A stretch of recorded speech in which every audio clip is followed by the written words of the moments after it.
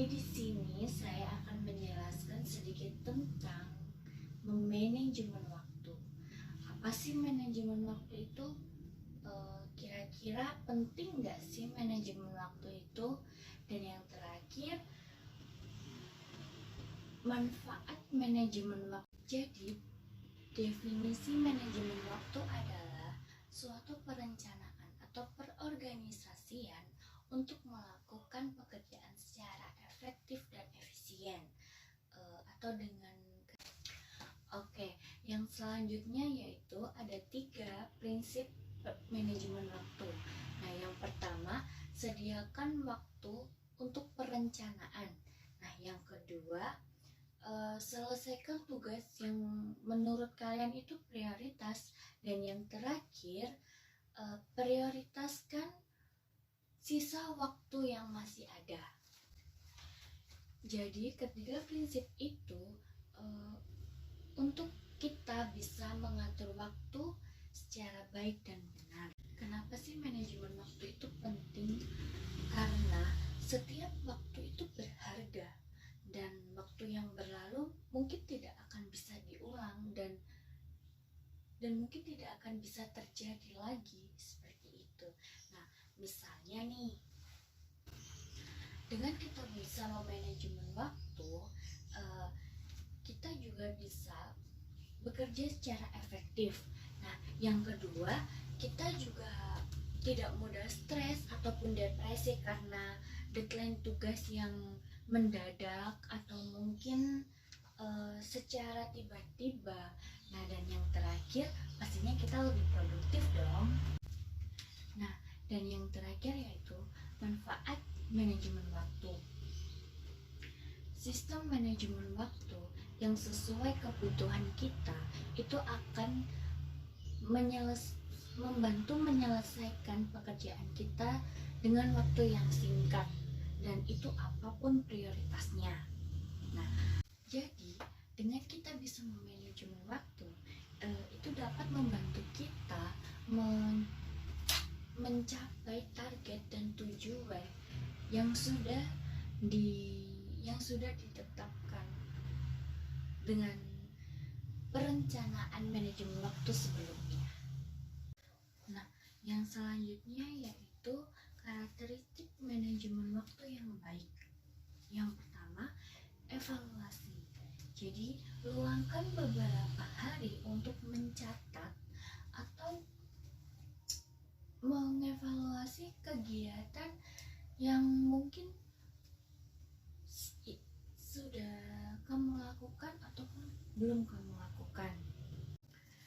Nah, yang kedua yaitu rencana atau prioritas. Luangkan waktu untuk memprioritaskan kegiatan yang mungkin ingin kamu capai dahulu.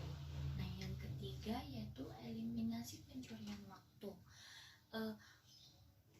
Buang waktu yang mengganggu ataupun menghambat rencana kamu.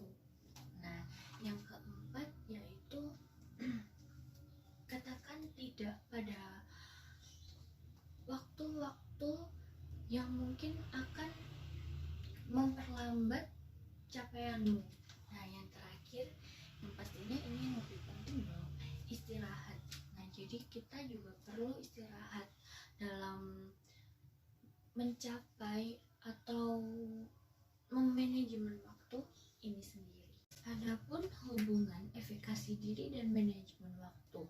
Nah, efikasi diri adalah keyakinan atau persepsi untuk melakukan atau mempengaruhi individu tersebut mencapai rencana yang sudah terbentuk atau sudah dibuat dengan sesuai dengan target. Nah, seperti itu.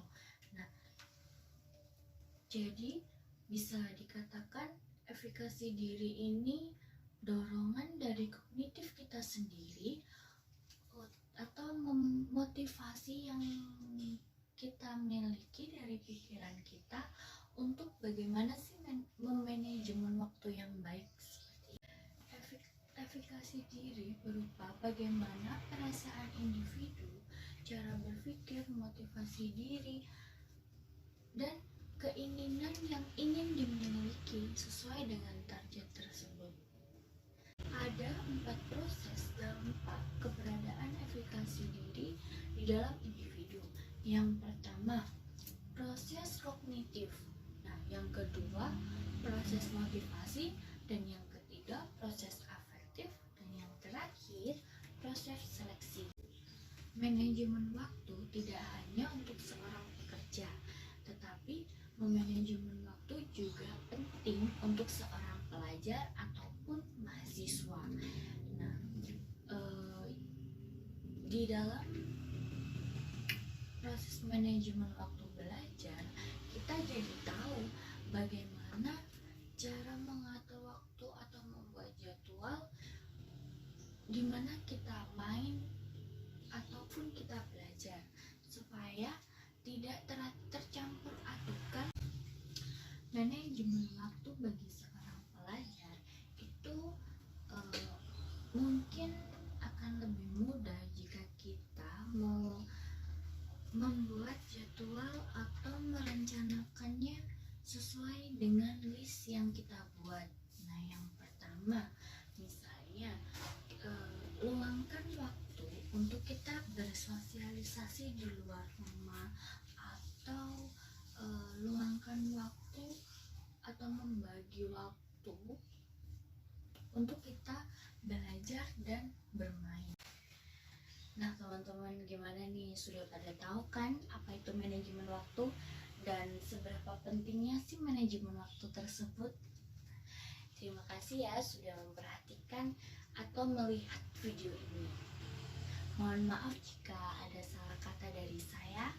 Wabillahi hidayah. Wassalamualaikum warahmatullahi wabarakatuh. See you next